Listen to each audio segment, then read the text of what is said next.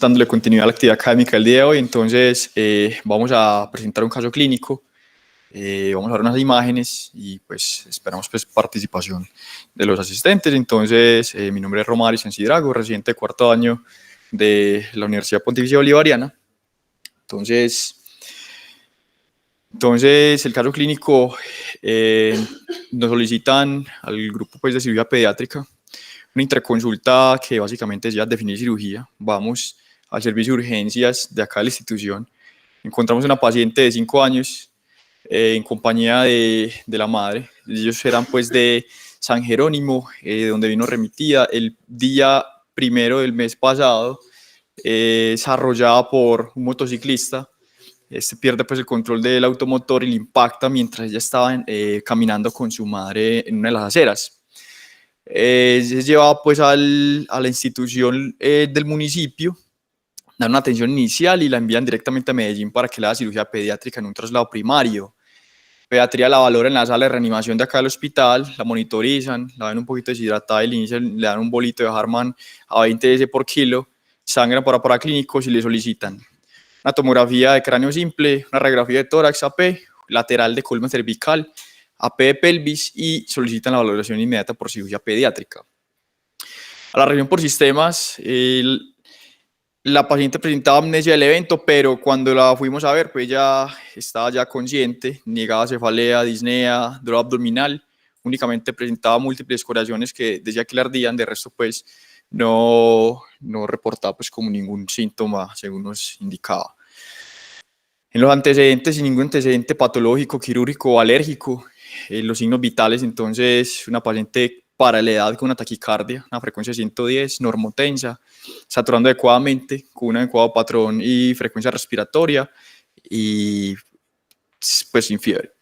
Entonces, como mencioné, estaba alerta, estaba orientada, ya después la encontramos un poco más hidratada, pero la primera impresión fue la palidez en piel y conjuntivas. Tenía un hematoma parietal izquierdo de 4 centímetros de diámetro, tenía pues un collar de Filadelfia, lo retiramos, vemos pues que el cuello así macroscópicamente no tenía edemas, no tenía desviaciones, lo palpamos y no le dolía y ella pues hacía movimientos de flexo-extensión de forma activa.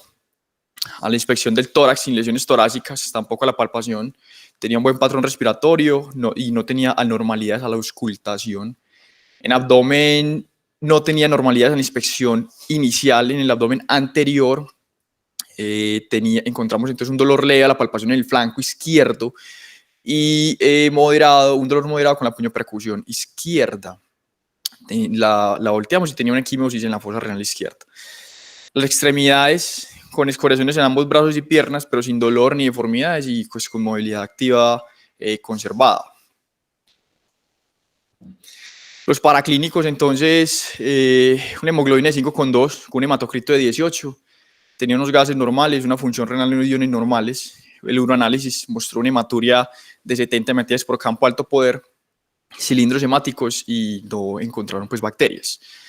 Entonces, las imágenes de radiografía convencional, una radiografía lateral de columna cervical, de tórax y pelvis sin lesiones patológicas y los estudios tomográficos tenemos tomografía de cráneo simple y de abdomen, entonces vamos a iniciar con la de cráneo simple. Veo que hay internos, entonces no sé si un interno se anima a la lectura de la tomografía. Valoración de internos. Eso. ¿El niño está en shock?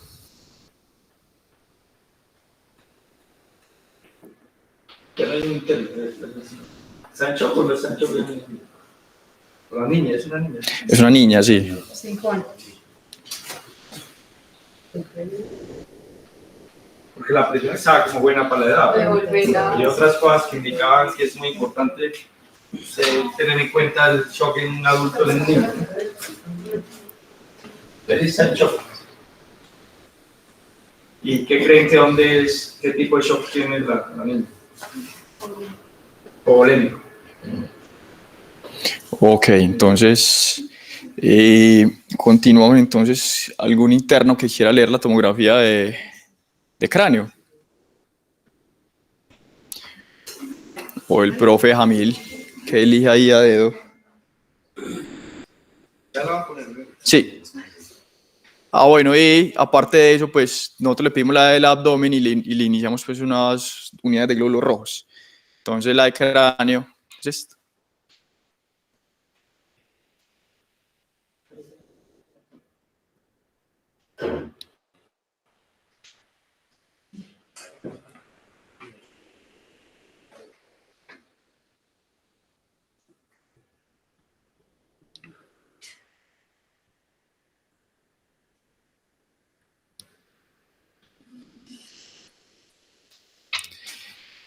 ¿Qué le ven, muchachos? ¿Se la repito? Sí.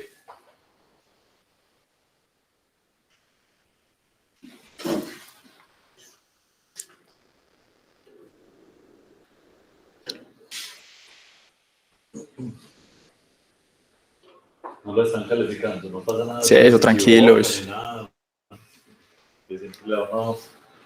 Yo sí estoy cualificando, el que... Pero el que salga diga bien, con seguridad le va mejor. Yo no califico para negativo, pero para positivo sí. Pero ustedes deciden, ¿cierto? Muchachos. ¿Qué le dice Fran?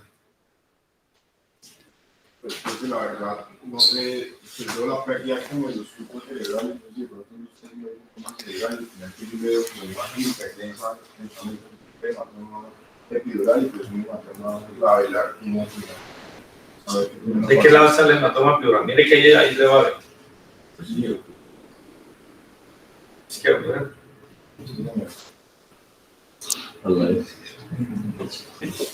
Se iba como en menos 3, ya llegó a 0. Listo, entonces, efectivamente, como dijo el compañero, tenía un hematoma extraxial agudo traumático parietal izquierdo de 10 milímetros aproximadamente, asociado a neumoencéfalo. Tenía pues asociado en los tejidos más superficiales una fractura deprimida y conminuta del parietal izquierdo, y pues en los tejidos blandos también se veía el componente de afectación pues de los tejidos blandos ahí parietal izquierdo. Entonces, este paciente lo de neurocirugía dijo que no requería nada, entonces queda alta por neurocirugía. Eso es muy importante, ¿no? Que la choque por él, pues por ese fibro que tiene, ¿no? Listo, entonces, y ya seguimos con la tomografía de abdomen. Entonces, no sé, uno de los compañeros que quiera leer la tomografía, que va la imagen.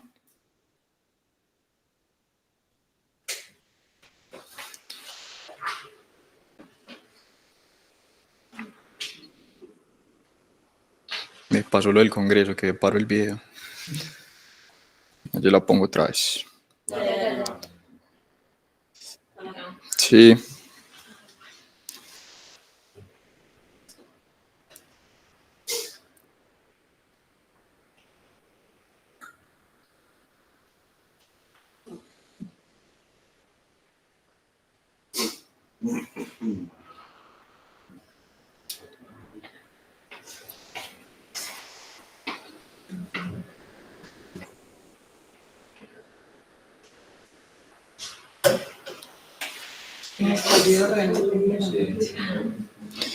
¿Tienes fase tardía de esa? Nada, no tengo fase tardía. Vamos a poner otra vez.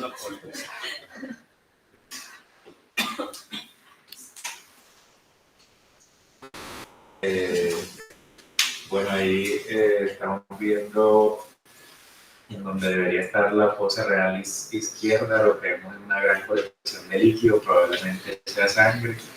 Y si comparamos con el lado derecho, ahí podemos ver el polo renal y cómo va a ser en riñón. El lado izquierdo no está. Y teniendo en cuenta que es una paciente con hematuria, un shock hipodémico por hemorragia, probablemente es un estallido renal por el tramo. Listo. ¿Cómo podría saber si con esa imagen que tienes, que es una TAC contrastada, cómo podría saber si tienes sangrado activo o no?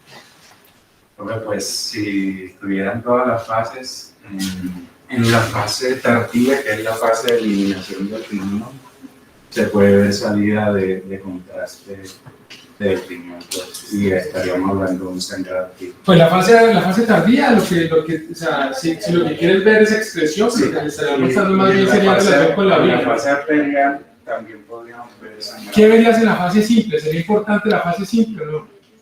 ¿Qué piden los otros residentes? ¿Sería importante la fase simple en trauma renal, pues, por ejemplo, como este? ¿Sí o no?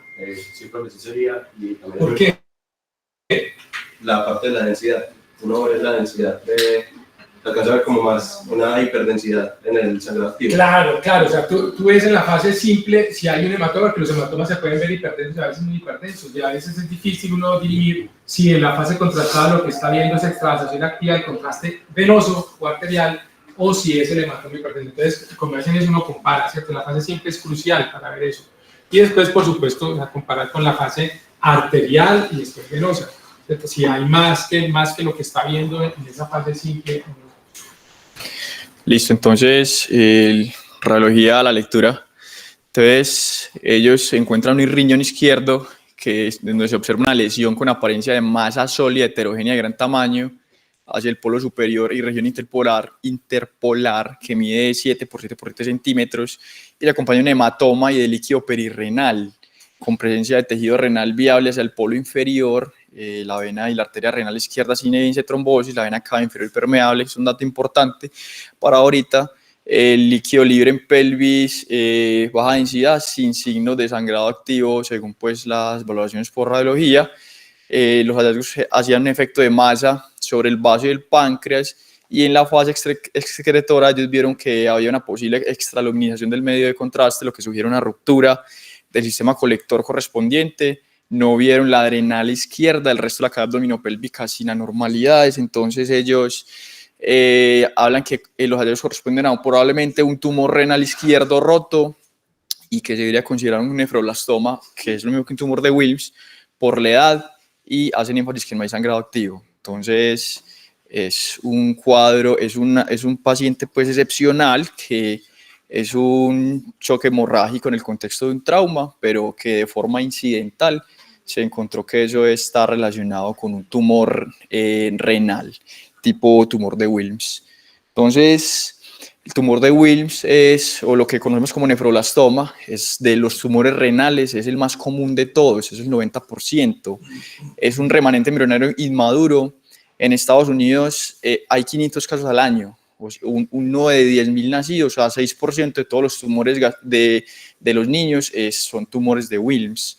Hay muchos síndromes asociados a esto que hay que tener en cuenta en la evaluación de esos pacientes, y en la imagen pues vemos que el tumor abdominal más común de los niños es el neuroblastoma, seguido por el tumor de Wilms, después los seminales y el hepatoblastoma. Entonces, normalmente la presentación de esos tumores son asintomáticos. Los niños son llevados a la consulta pues, de medicina general o de pediatría por alguna otra causa, les palpan el abdomen y les palpan masas. Hay síntomas que únicamente se ven hasta el 25% únicamente, que es hipertensión, hematuria o dolores en el flanco, pero el resto pues, los niños no sienten nada. Y el trauma cerrado abdominal, para diagnosticarlo, eso es anecdótico. Esto pues no es lo usual que se haga un diagnóstico de un tumor de estos en un trauma, pero cuando se presentan, obviamente, pues el tumor es más susceptible de romperse y generar pues un choque hemorrágico secundario pues a esto ahí en el retroperitoneo. Entonces, normalmente se ven en niños menores de 10 años, sobre todo entre los 3 y los 5 años, la edad de la niña era 5 años, afroamericanos está más descrito y hay pues un componente genético asociado en el brazo corto del cromosoma 11, que es el gen Wilms tumor tipo 1. Tenemos entonces que inicialmente pues en los pacientes se hace un panel de laboratorio básico y metabólico.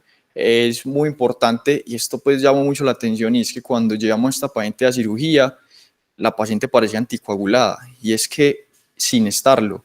Puede ser la coagulopatía del trauma, pero también se ha descrito que en el 4% de estos pacientes hacen una enfermedad de Volville-Liberal adquirida en relación con el tumor, entonces son pacientes que son más coagulopáticos. La imagen inicial en el contexto obviamente de la consulta externa, del niño que le encuentra una masa incidental es la ecografía, pero la imagen de lesión en el contexto de trauma, pues como fue en este caso, fue la tomografía, en la cual pues de forma incidental encontró que el sangrado renal era por un tumor que estaba a expensas de este tejido. Esto me va a permitir hacer el diagnóstico como lo vimos y también estadificar.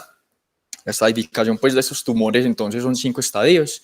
Estadio 1 son tumores confinados al riñón, estadio 2 ya van más allá de la cápsula, pero no comprometen todos los tejidos del peritoneo ni los tejidos adyacentes pues a la parte renal. El estadio 3 ya pues hay compromiso del peritoneo y de la parte de los tejidos adyacentes, sobre todo pues en rupturas tumorales, ya sean antes de la cirugía como fue este caso o dentro de la cirugía. Estadios 4 ya cuando son enfermedades metastásicas, que principalmente son a pulmón, cerebro, hígado y hueso, y estadio 5 cuando son bilaterales. Tratamiento, entonces hay 2 grupos que manejan estos pacientes. Hay un grupo que es el grupo americano, en donde ellos dicen que estos pacientes deben ir a cirugía de forma inmediata, hacer un vaciamiento mínimo de 6 ganglios. Y la estrategia europea, los franceses hablan que previo a esto se hace una biopsia para hacer entonces una identificación y dar quimio neoadyuvante disminuyendo pues el tamaño tumoral. El problema de esto es que hay un riesgo de que en esa biopsia se lleve un tumor estadio 1, un estadio 6, y eso le cambia el pronóstico a los pacientes. O la estrategia americana, a veces ellos dicen, no, pues no operemos de una vez, sino que hagámosle una quimio neoadyuvante en el caso de que ellos vean invasión a estructuras adyacentes, que es raro en estos tumores, que casi siempre son estadio 1, que vean trombosis de la vena cava inferior por encima de las hepáticas, que sea bilateral, o que sean niños, que sean monorrenos y que tengan estos tumores. En tenidos casos, ellos pues no le van a entrar en cirugía inmediatamente. Ya después de operar a los pacientes, entonces se les ofrece quimioterapia adyuvante y a los estadios 3, 4 y 5 radioterapia. Muy importante la cirugía, que se debe marcar el lecho con clips, que lo hicimos en el procedimiento, y para poder guiar la radioterapia. Entonces, la conducta con la paciente fue que entre cirugía pediátrica y oncología se definió que requería cirugía urgente. Ese fue el primer día de la rotación de cirugía pediátrica.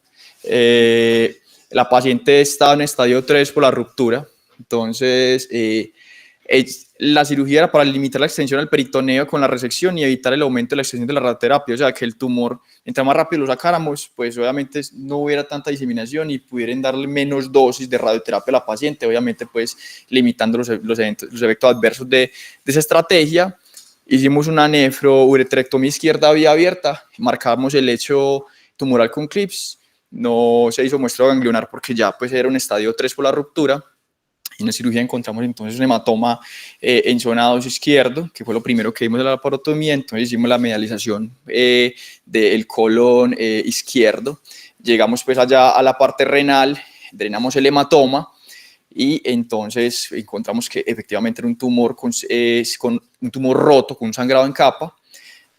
También pues había sangrado en el sistema colector, se hizo pues la nefrouretrectomía y revisamos el resto de la cavidad abdominal y no encontramos pues como nada adicional.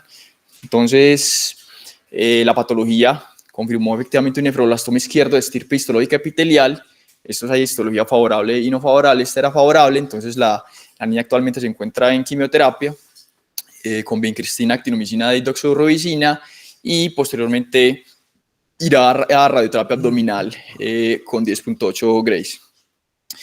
Y la evolución clínica en el posoperatorio fue adecuada, no hubo evidencia de complicaciones, le dejamos un drain el cual pues a los 3 días lo retiramos y le damos de alta al 8º día. Entonces, ese fue el caso del día de hoy. Interesante lo que mencionó Jamil de si la niña estaba en shock o no, porque en niños la respuesta de compensación hemodinámica al sangrado es mucho más efectivo que en adultos. En un niño no esperen hipotensión porque cuando haga hipotensión ya el niño estaba mal. Tenía 5 de hemoglobina y era capaz de mantener su presión arterial normal. La otra cosa interesante del caso es que la imagen cuando uno la ve, uno piensa pues que es un estallido renal, tal cosa, pero llamaba la atención uno ver un riñón, entre comillas, pues con estallido, pero con un vaso indemne. El vaso es mucho más friable al trauma cerrado, a lesionarse.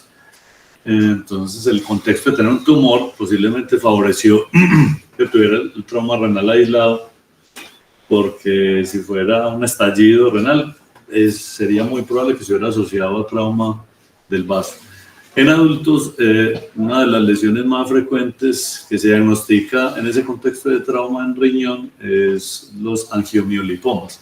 Son tumores que alcanzan grandes tamaños en el riñón sin que el paciente tenga ningún tipo de síntomas. Si un trauma menor presentan sangrados masivos y por eso no es infrecuente que esos tumores sean diagnosticados incidentalmente en contextos de trauma. Es muy interesante. Vos, pues, que lo hemos comentado, ese tipo de casos infrecuentes y todo, uno debería aprovechar pues, para que hagas una revisión buena del tema, como la que tenés, profundizarlo un poco y exponer el caso pues, en un póster, en una presentación. Sí, otra cosa pues, interesante de esto es que en los niños el trauma cerrado abdomen estable no es TAC de una, como en los adultos.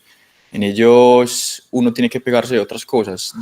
Si digamos el examen físico no hay hallazgos, no tiene indicación de tomografía. Uno se tiene que pegar entonces de paraclínicos. Entonces el uroanálisis, esa hematuria que tenía, ya pues con eso ya es indicación de tomografía.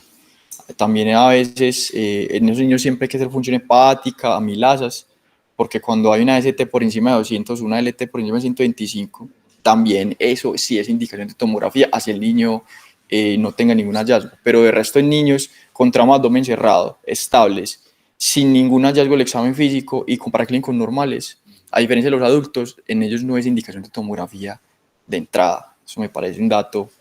Y por ejemplo, si tienen, como en el adulto, si tienen clínicamente ningún hallazgo, pero el trauma lo clasificarían como de alta energía, sí tiene indicación. Sí, de hecho, que con la cinemática del trauma y tener un tag de cráneo con un trauma de cráneo, pienso pues que sí, cuando es un abdomen normal, sí es indicativo que tuvo un trauma de alta energía. Sí, profe, de hecho, las indicaciones de este niño eran la cinemática del trauma arrollado por motocicleta, un hematocrito por debajo de 30 al ingreso también es de una indicación y la hematuria. Esas eran las indicaciones de este niño. Y obviamente el examen físico que sí tenía como hallazgos pues sugestivos. Entonces, listo. Oncológicamente adverso, ¿no? La Sí. con ruptura del tumor. Sí, ya el estadio 3 de entrada, profe, entonces sobrevida disminuye. Tenemos charla de... El próximo que expone es Daniel, que expone por qué se dedican los pacientes. Los invitamos la próxima semana a la charla de por qué se visceran los pacientes por Daniel González. ¿Por qué se visceran los pacientes?